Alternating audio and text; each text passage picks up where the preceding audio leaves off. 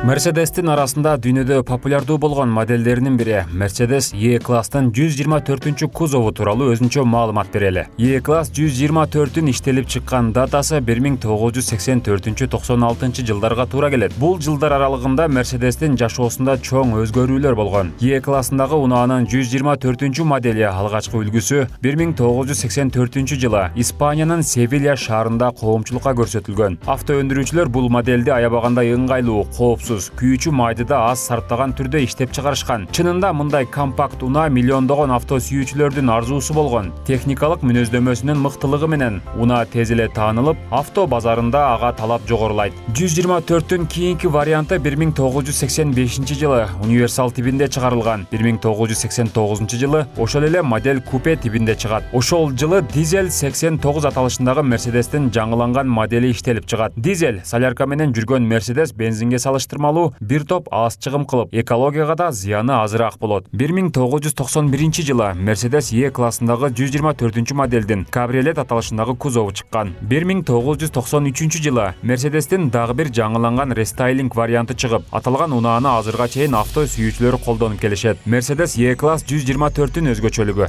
124 кузов бул ыңгайлуу классикалык Mercedes. Стили өзгөчөлөнгөн бул машинанын модельдик түзүлүшүн италиялык дизайнер Бруно Сакко жасаган. Башка унаалардан өзгөчөлүгү Mercedes'тин алдыңкы терезесин тазалоочу дворниги бирөө гана, а бирок эки дворниктин жумушун аткарат. Кузову да өзгөчө кооз жана сапаттуу металл экендиги талашсыз. Ананда Mercedes'тин салонунда чыныгы табигый жыгачтан жасалган бөлүктөрү бар. Бул модельдеги Mercedes'тин моторунун диапазону ар түрдүү. Ал 6 типтеги дизелдик кыймылдаткыч менен иштейт. Мисалы 2-3 объемдон тарта кубаттуулугу 75-тен 147 ат күчүнө чейин. Андан сырткары 14 түрдүү бензиндик кыймылдаткыч менен 2-ден 6 объемго чейин 130-дан 320 ат күчүнө барабар. Ылдамдаткыч коробкасы 4-5 баскычка чейин. Акыркы рестайлингден кийин 1995 жылы 124 кузов акырындан жаңыланып, 213 кузовтогу Mercedes'тин модели чыга баштаган. 124 кузовтун эки модели E220 жана E250 дизель машиналары 1995-97 жылдары SDK комплектациясы менен Индиянын Пуне шаарындагы Tata заводунда чыгарылган. 1996 жылы 124 кузовтогу унаалар Түштүк Африка Республикасындагы Mercedes'тин заводунан чыгарыла баштайт.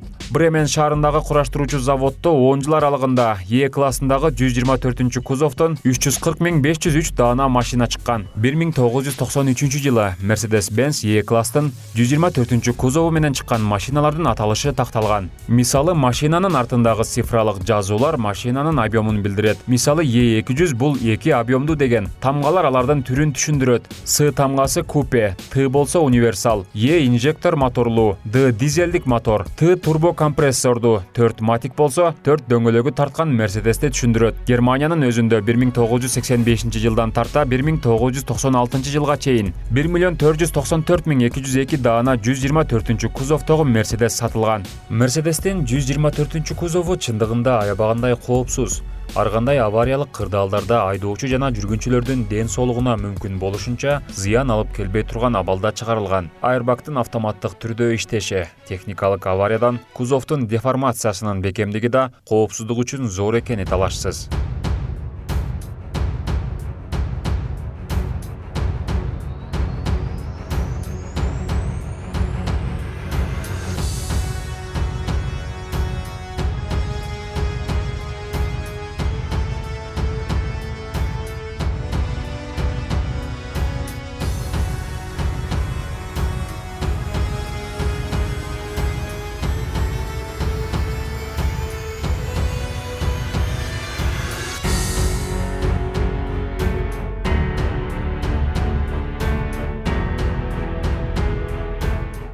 Жүз 24 кузовтун базасында седан 200 E-класстын 8 орундуу Mercedes лимузин тибинде чыккан. Mercedes лимузин 6 эшиктүү болуп, кошумча бирок окшош отургучтар орнотулган. Аталган модель меймандарды тосуп алганы, такси кызматын пайдаланууга, туристтерди тейлөөгө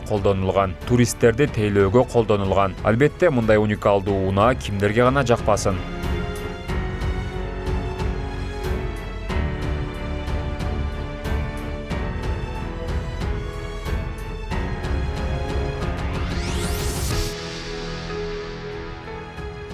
1990 легендарлуу Мерседестин арасындагы эң таанымал заманбап модели дал ушул 124-түн базасында чыгарылган 500E тууралуу айтпасак болбос. Бул унаа менен жада калса ооруп калган айдоочуларда жок эмес. Аэродинамикасы, кузовундагы кооздуктары менен айырмаланган Mercedes 500E авто сүйүүчүлөрдүн сүймөнчүлүгүнө айланган. E500-дүн макети Mercedes жана Porsche компаниялары менен биргеликте иштелип чыгып, эки компания шериктештикте унааны жасап, даярдап чыгышкан. 5 объемдо болуп, кыймылдаткычы V8 типинде, кубаттуулугу 236 ат күчүнө барабар. 500E'нин кузову Mercedes'тин заводунда даярдалып, аппараттык жана кыймылдаткыч, салондук бөлүктөрүн жасоо үчүн Porsche'нин заводуна жөнөтүлгөн. Андан кийин кайрадан Mercedes'ке жөнөтүлүп, ал жерден краскаланган. Mercedes 500E буйртмачылардын талабына жараша жасалып, ар бир 500E'ни жасоо 18 күнгө чейин созулган.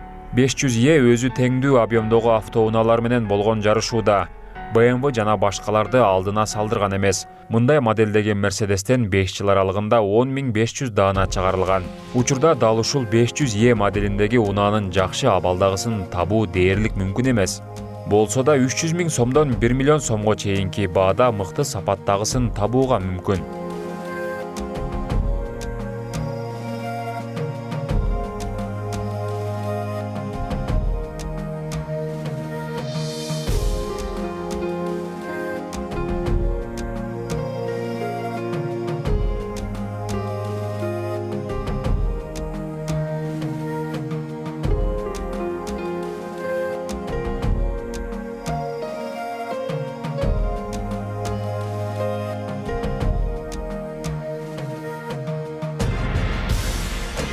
Эми Mercedes'тин жалпы тарыхына токтоло кетсек, Mercedes кыздын ысымы Мария Делас Mercedes'тин атынан келип чыккан. Котормодо боорукер деген түшүнүктү берет. Бул ысымдын темир затка коюлуп калуусуна Эмиль Элинек аттуу кишинин таасири чоң. Элинек ысымды 10 жаштагы кызынын атынан ыйгарган.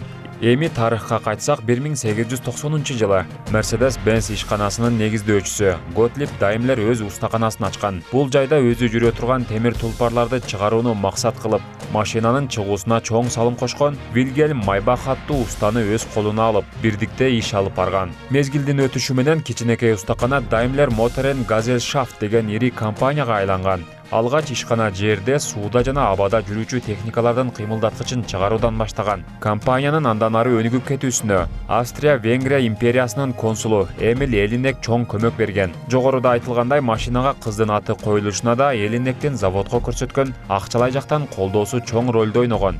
1899-жылы Вильгельм Майбах бир топ жетишкендиктери менен 4 цилиндрлүү Phoenix Daimler машинасын чыгарат. Машина эл күткөн жыйынтыкты бербей, көптөгөн техникалык азаптардын айынан кайрадан иштелип чыгууга жөнөтүлөт. 1901-жылы машина толугу менен иштелип чыккан соң Mercedes аты тартууланат. Ошондон тартып Mercedes машиналары чыгарыла баштаган. Эң биринчи үлгү болуп Mercedes 35 P5 чыгарылган. Дал ушул машина кезекте чыгарыла турган машиналардын алгачкысы болуп калган. 1926-жылы Mercedes'тин тарыхында чоң жетишкендик болгон. Себеби эки ири фирма Daimler менен Benz кошулуп, анын башчылыгына Фердинанд Porsche дайындалган. Эки компаниянын кошулуусу жакшы натыйжа берип, 1930-жылы 8 цилиндрлүү Mercedes-Benz 770 маркасындагы машина чыгарылып, көлөмү жагынан эң чоң унаа болуп калган.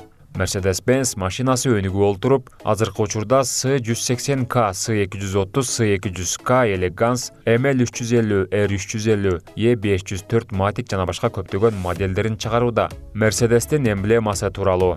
Айлананын ичинде кеткен 3 сызыкча биринчи жолу 1909-жылы Daimler фирмасы тарабынан чыгарылган кыймылдаткычтарда пайда болгон. Ошол кезде Daimler Motoren Gesellschaft сууда жүрүүчү, абада учуучу жана жерде кетүүчү транспорттук техникаларынын 3 стихия тең бирдей кызматты аткарган унаалардын логотиби болуп, 3 сызык 3 стихияны чагылдырып турган. Эмблеманын келип чыгуу тарыхы да 1880-жылы Готлиб Даймлер тарабынан ойлонуп табылган. Учурда Mercedes'ке болгон талап Кыргызстанда анчалык жогору эмес. Анткени Япония жана Кореядан чыккан унаалардын баасы арзан болгондуктан Mercedes мурункудай популярдуу эмес. А бирок ушул таптада Mercedes'ти сүйүп айдагандар жок эмес. Анткени Mercedes'тин ыңгайлуулугу, жүрүүчү бөлүктөрүнүн жумшактыгы көптөгөн авто сүйүүчүлөргө жаккан.